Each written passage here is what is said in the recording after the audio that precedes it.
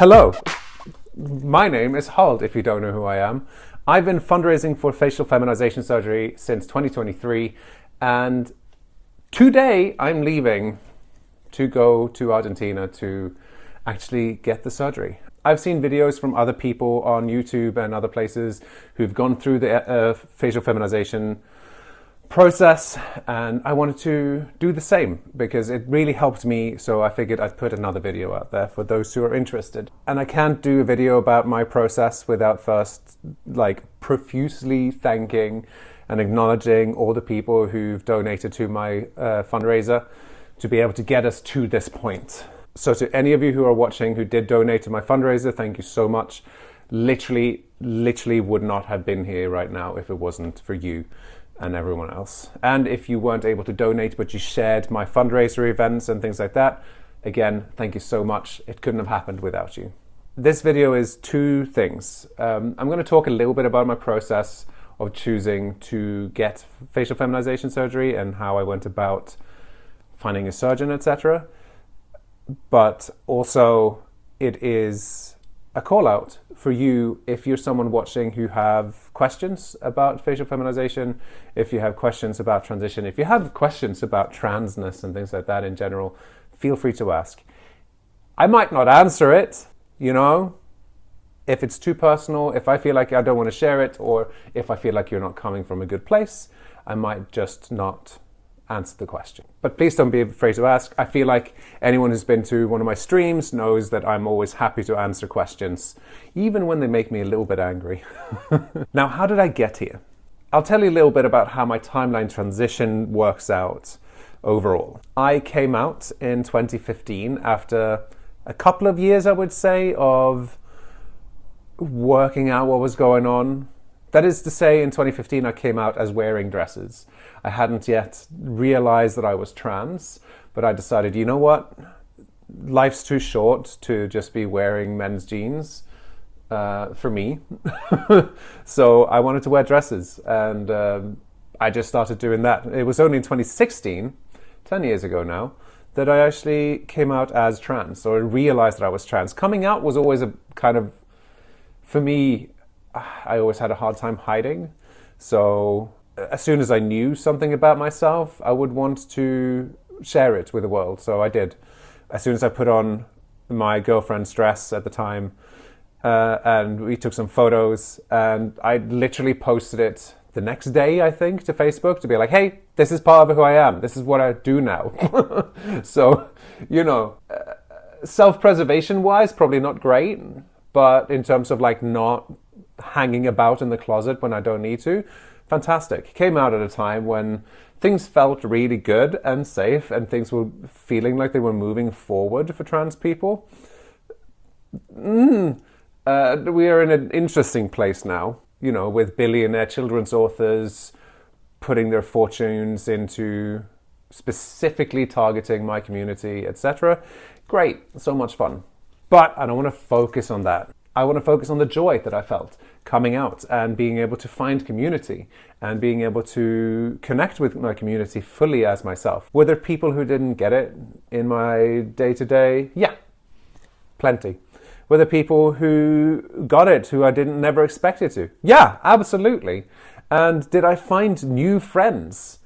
Yes, 100%. I found so many new friends, and it's been wonderful. Now my life is just top to bottom trans people and queer people, and it's wonderful. And that would never have happened if I hadn't fully explored who I am. So that was 2015, 2016. 2018, I went on the waiting list for the gender identity clinic where I live with the NHS, the National Health Service. And 2020, I finally got my appointment, and I was diagnosed with gender incongruence, and I was put on hormones. And that was a slow process. Started with monotherapy and then went on T blockers and all of those things. Changes started happening, but maybe not as fast as I would have wanted to. It was tough. The third year, so 2023, was probably the hardest year in medical transition, because you start to see how you're going to finished developing in a way. You can do a lot of work to manage expectations, but you always have a hope, you know? You always think maybe it'll be this, maybe it'll be that, but you can't tell. You can't tell what it's going to be like. And for me, I changed in ways that I wasn't expecting, and I didn't change in ways that I had hoped. I'll be honest. This is all about being open and honest and being vulnerable, so I'm going to be vulnerable. I gained weight, which is not in and of itself a negative thing. I have worked for a long time as a personal trainer who is specifically anti-diet and fat liberationist at the core of my practice. But it was still hard to reconcile when my body changed. I have gained about 20 kilo, which is roughly 45 pounds over the course of the 6 years since I started hormones. It went up really fast for a time, and then it slowly kind of trickled in. And the changes, as that has been happening, you know, I turned 40 and now I'm 44. So I'm getting older, I'm middle-aged now, and I'm bigger than I was, and I didn't grow tits the way that I would have hoped. And that was difficult to reconcile with, you know. When your body changes in ways that you haven't consented to or don't have control over, that can be difficult. And I don't want to get into a conversation about weight loss and how you can control calories in, calories out. Fuck off. This is not your channel. And we do not accept fat phobia in this channel. But we can talk openly about how it can be difficult to reconcile with how your desirability is affected by changes in your body. And not just desirability, because medical fat phobia is a problem. I am now technically obese, which is a medicalized slur that is used in order to pathologize fatness. And I am within a hair's breadth of being too heavy to get surgery on the NHS. And I'm a personal trainer. I know a lot about weight loss and exercise and all of those things. So don't come and try to lecture me about that. Fat phobia sucks. And internalized fat phobia sucks even more. So, and by the way, there are loads of changes thanks to my weight gain that I actually prefer. So it was hard to reconcile with a lot of these things. I would take photos of myself and find that I didn't feel like I looked that different from how I used to look. And then I started to have to reconcile with the fact that actually I have always felt a little bit weird about my looks. Even when I was skinny and masculine presenting and would do photo shoots and stuff like that, I would still have days where I would look myself in the mirror and go, who is this alien?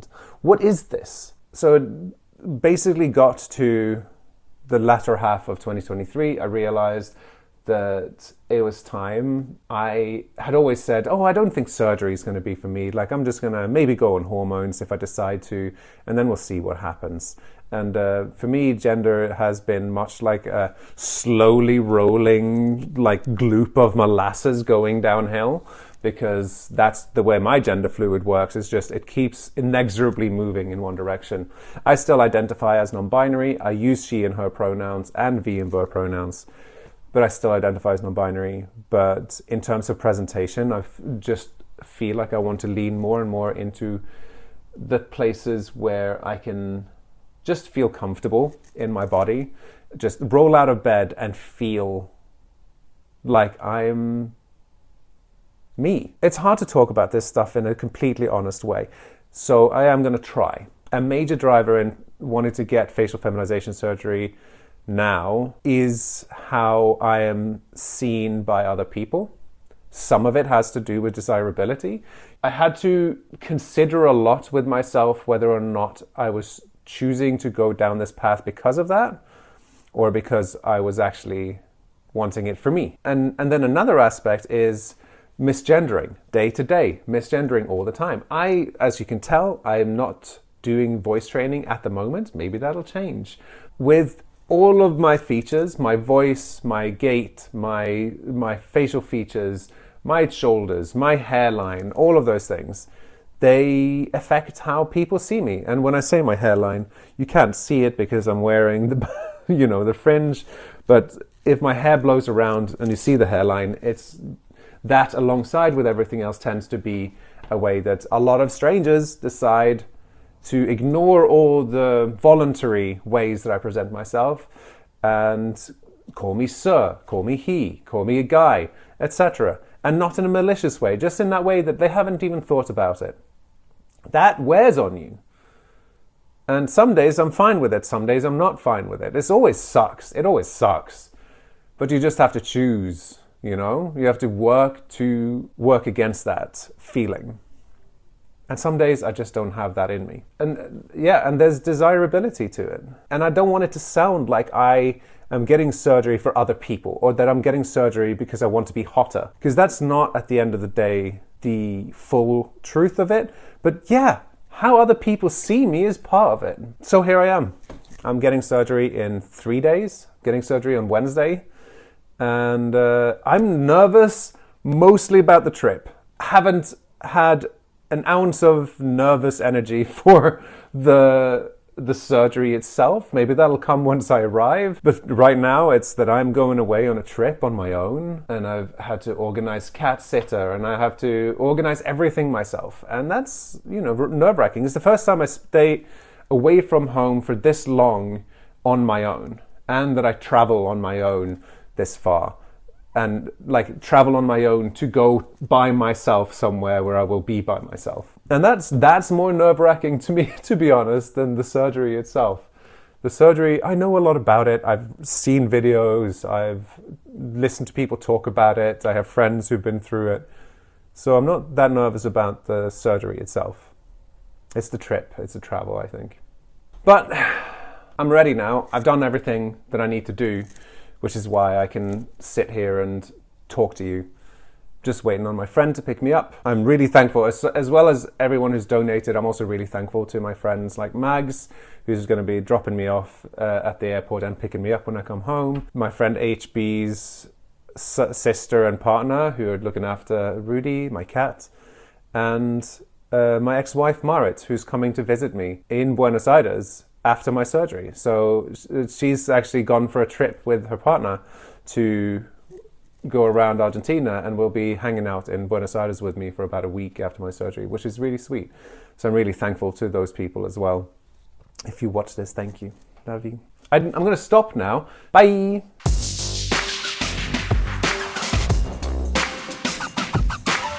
Okay, it is the day of the surgery. I'm being picked up in just under half an hour to go in for my surgery, and this is the last time I will ever look like this, which is a weird thing to say.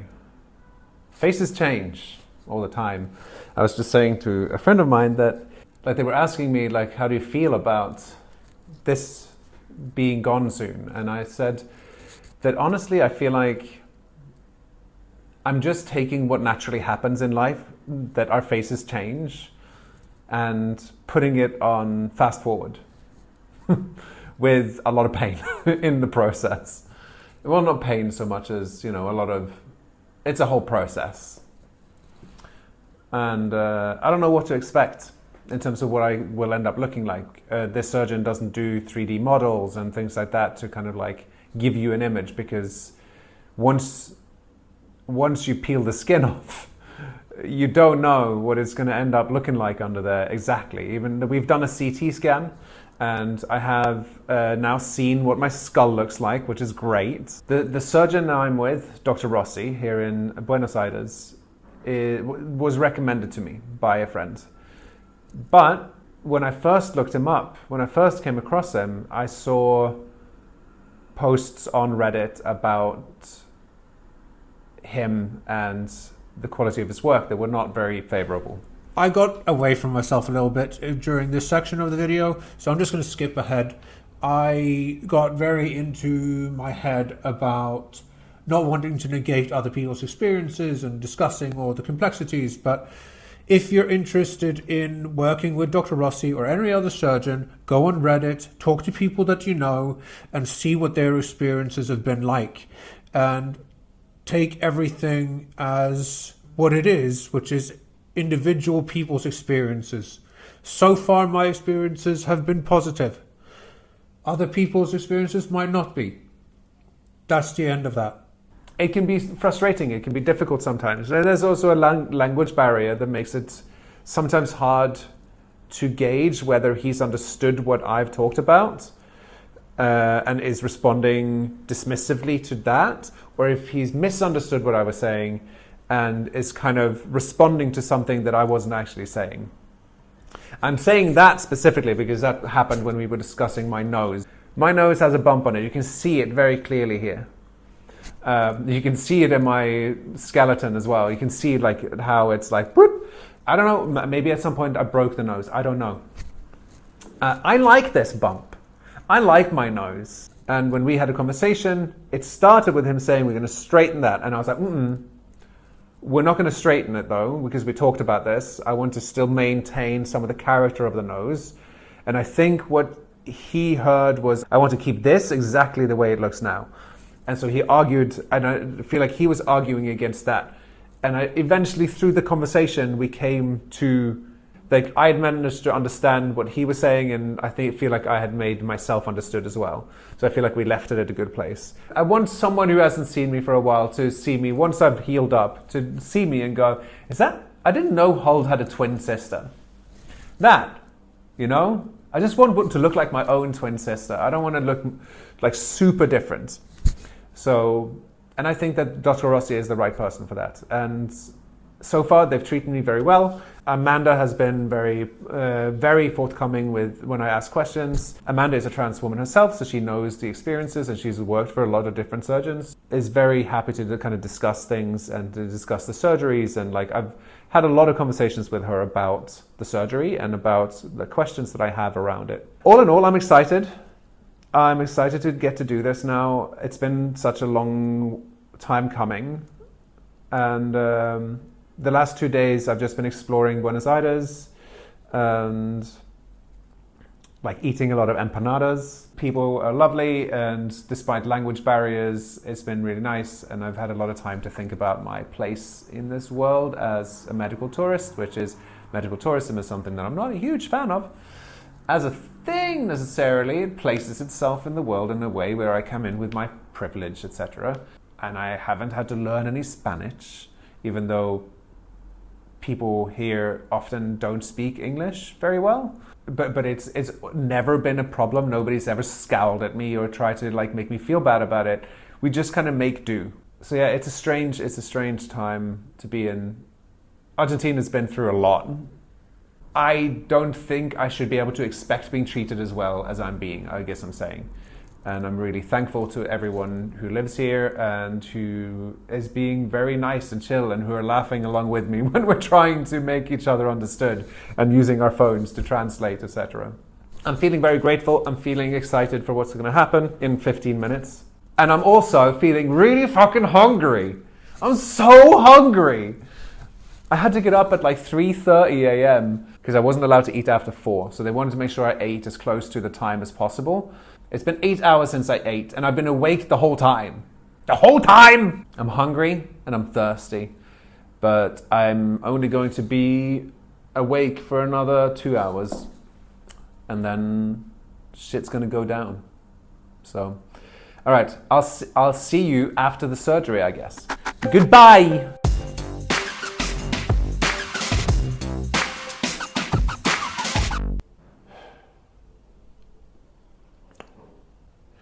Hello. It's Friday, 2 days after my surgery. I'm not going to make this video very long because I'm very uncomfortable. I'm not in a lot of pain, but I'm very uncomfortable and talking is tiring. I don't have any feeling in the skin anywhere on my head except for my top lip, but I have just the extreme sensation of pressure.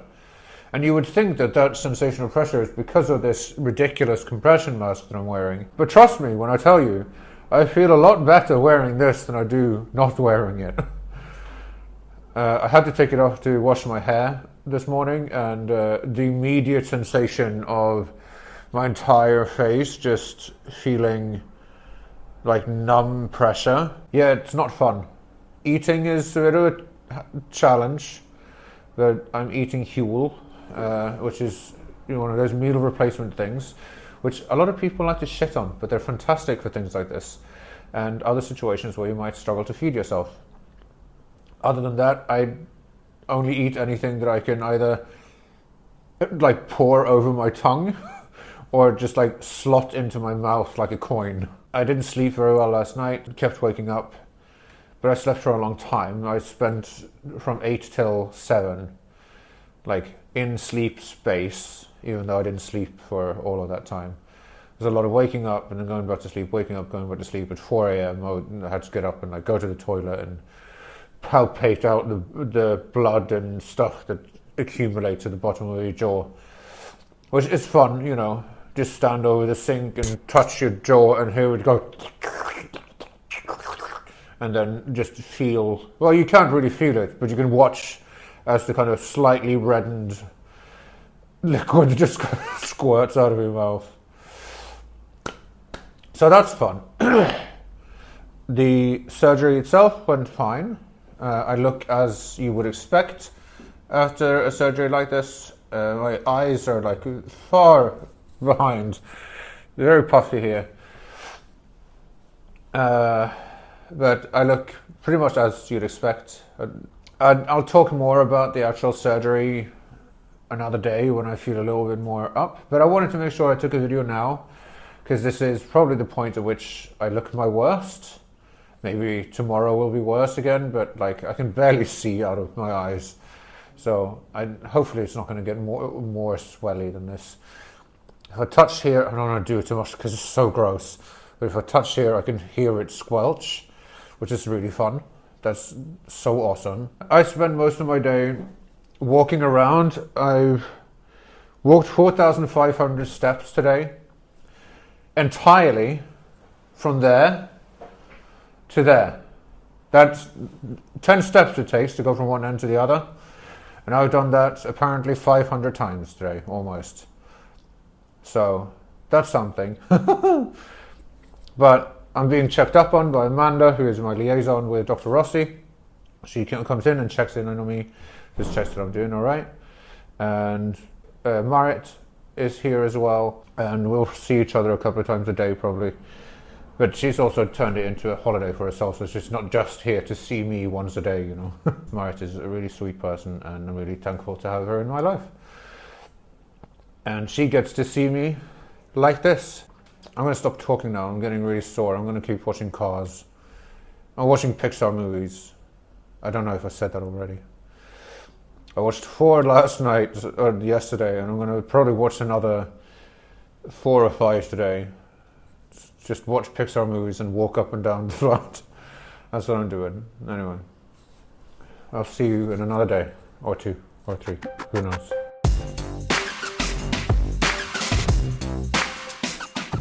Hello. It's Monday. It's day 5 after surgery, and I figured I'd give you a little update. And now that I am actually venturing out of my room, I figured I would do it outside, and why not also just take this off for a bit, because this gets really uncomfortable. I've been wearing this pretty much constantly since the surgery, since I came back to my Airbnb, and I can get pretty tight. So let's just do a little reveal. So this is, my hair looks awful because it spends all its time under this, and it's difficult to wash it properly. But yeah,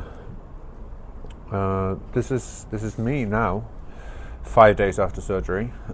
As you can see, still quite puffy. My eyes are now starting to calm down. You can kind of see more of my eyes now, and the swelling is coming down. The colouring is coming down a little bit. So that's all starting to settle. But obviously this, not so much. Since the surgery, I've been trying to move as much as I can, and I think I mentioned in my previous video that I walked about 5,000 steps a day just inside the flat. But on that same day that I made that video, I started walking the stairs in the building. So I've just walked up and down the stairs a couple of times, and then but yesterday I went for like a half an hour kind of workout, going up and down the stairs, taking breaks every few flights of stairs, because I should be careful not to get too like breathy. So I've been trying to take good care of myself in that regard. But yeah, walked up and down the stairs for like a half an hour. And today I went outside, like not just upstairs outside on the roof of the building, but actually went first after my morning coffee with my ex-wife Marit. I actually went out of the building. So after my morning coffee with Marit, we went to the shop so that I can buy some basic essentials. I was running out of toilet paper and things like that, and that helped me to build some courage to go out, because it can be hard to go out when you don't look like yourself. Even though nobody here knows me, nobody here cares, I still wanted to make sure that I, felt comfortable going out on my own, and it feels strange going out when you don't look like yourself. So yeah, I needed some courage for that, and after going to the shop together, I did, and I really wanted to go outside more. So in the afternoon, I went for a walk all the way to the park, Plaza del Sicilia, I think it's called. It's just a park with trees and a pond, but it was where I went the day of the surgery to, do something while I was waiting for my surgery. It was really nice. I was out for like an hour and a half and came back. It's been really nice. It's been really nice to be able to move. I actually did like squats today as well, like body weight squats. I haven't experienced like post-surgery drop yet.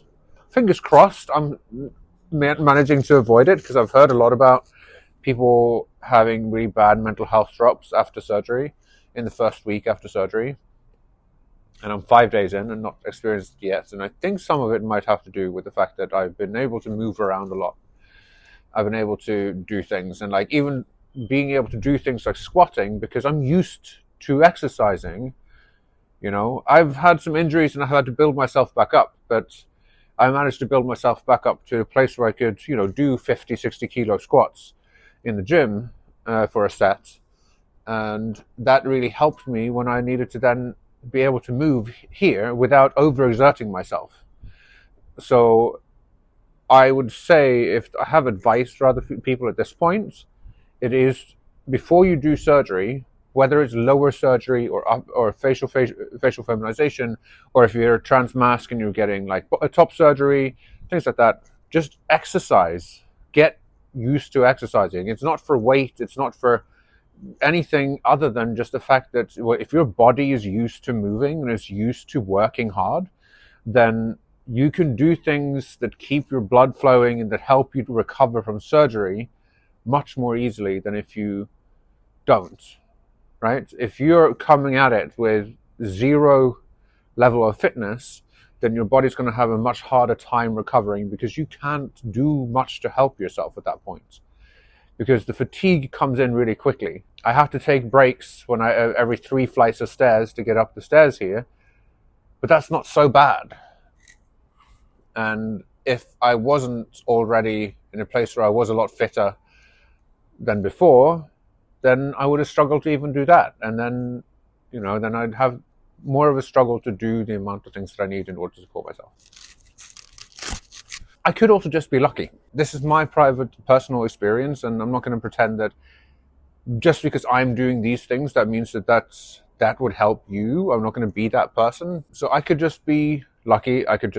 It could just be that I'm not getting drop, or it might be that I haven't had the drop yet. I think it's always a good advice to stay as fit and healthy as you're able to, based on where you're at and how much you are able to do. And again, we're not talking about weight at all. That has nothing to do with it. We actually should talk about weight loss and weight, because if you're coming at it from weight loss, then you're coming at it from a point of reducing yourself, which actually reduces your ability to take care of yourself. You're coming at it for a caloric deficit when your body's going through all of this.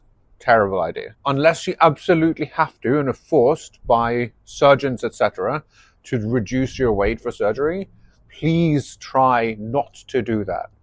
If you do end up losing weight naturally as a course of whatever, that's one thing.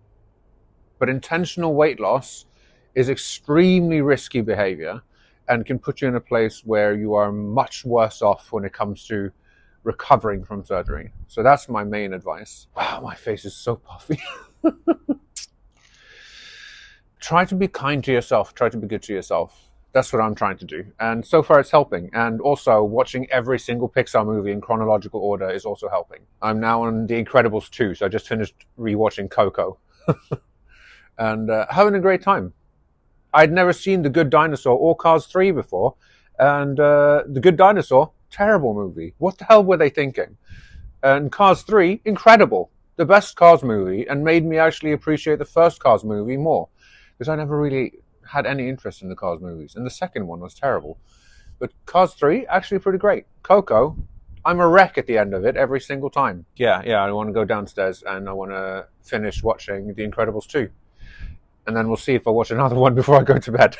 I've been watching on average 4 a day since Thursday. That's what you can do when you have nothing else to do and when your eyes are so puffed up that you can't really sit and read. And like anything that I do that like sits me down is awful. And I can feel that now. So I watch movies because I can move around. I can stand and I can walk around and stuff like that. So that's what I'm going to do. I'm going to go downstairs and I'm going to finish The Incredibles 2. All right. I'll see you when I make the next bit of this video. Bye.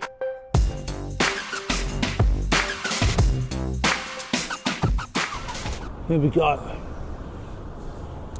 Hi, it's me. I'm back again. I don't know why I say it's me, because you're still watching the same video, presumably. Here we are again. It's Wednesday, which means we're on day 8 in post-surgery recovery, aka the end of the first week. I had the surgery on Wednesday, and now it's Wednesday again. Tomorrow I'm getting this off, which is very exciting. And the weather is looking fantastic, which is great because I've been going out more. I've been walking around town. Today I went on a pedal boat in a little pond in the Rose Garden in the north of the town, and that was nice, and treated myself to some empanadas from Vinny's, which were lovely. A little bit more expensive than the local one, but like very, very nice. What else have I been doing? I've been watching Pixar movies. I'm up to Elemental now, and honestly, I'm surprised. I just missed it when I saw the trailers. I thought it was going to be very simplistic, sort of like, aha, yes, the elements are the races, and it's about racism. But it's actually very specific about the immigrant experience, and in ways that I don't have the range to speak about, but it's very interesting. Very interesting. Definitely worth having a look at. What to say? Obviously, you can still see there's a lot of swelling. That hasn't changed much, I would say. But the swelling in the eyes has definitely changed. I now have a fully open gaze. There's still a little bit of puffiness, but it's looking so much better. And I'm looking forward to seeing it without the threads in and things like that, and without this in the middle. Stitches are holding up. I think 1 or 2 stitches popped down here inside the mouth, but just means I have to be a little bit more careful. Keep my mouth clean as much as I can, so I don't get any infections. Yesterday I went for sushi with Marit and her partner, and that was really nice. Lots of sushi, had a good time, and then eventually I had to just bow out and go, you know what, I'm done for the day. I need to go home because I've walked more than 10,000 steps in the heat, and I've had sushi, and now I'm going to go home and make sure that there are no grains of rice inside of my cheek or chin. This will be the last section of this video, so I'll try to edit and upload this as soon as I can, and then the next video will be week 2, which will start tomorrow, and that's quite exciting. I hope that you found this interesting or useful to watch. And if you have, and if you'd like to ask me questions to answer in the next video, or just offer words of encouragement, you're more than welcome to do that. Yeah. I guess I'll see you in a couple of weeks, or like a week and a bit. I don't know. This is coming off tomorrow, and the stitches are coming out. I'm so excited to get this off, because look at the fat, the oil from my nose just seeping into that. So gross. Such a gross thing to talk about. But there you go. I'm giving you all the information. I'm being vulnerable here. Now you get to see what it looks like to go through this process. And that'll be mostly it for tomorrow. And address any situations if we have any issues. I have a little lump just underneath my chin that's a bit sore. And I'm going to ask them about that. Hopefully it's nothing. Hopefully it'll just pass on its own.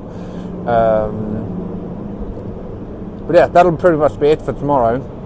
And then I have hair transplants in a week, during which I won't be able to touch, afterwards I won't be able to touch this area of my head for like a week to 2 weeks, which, interesting, because one of the great things that have happened the last few days is that I sleep much better. The problem with that is that I'm much more active the longer that I sleep in one go.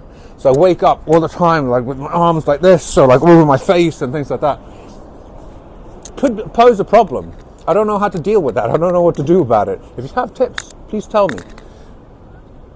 But, I can't complain because it means I'm sleeping.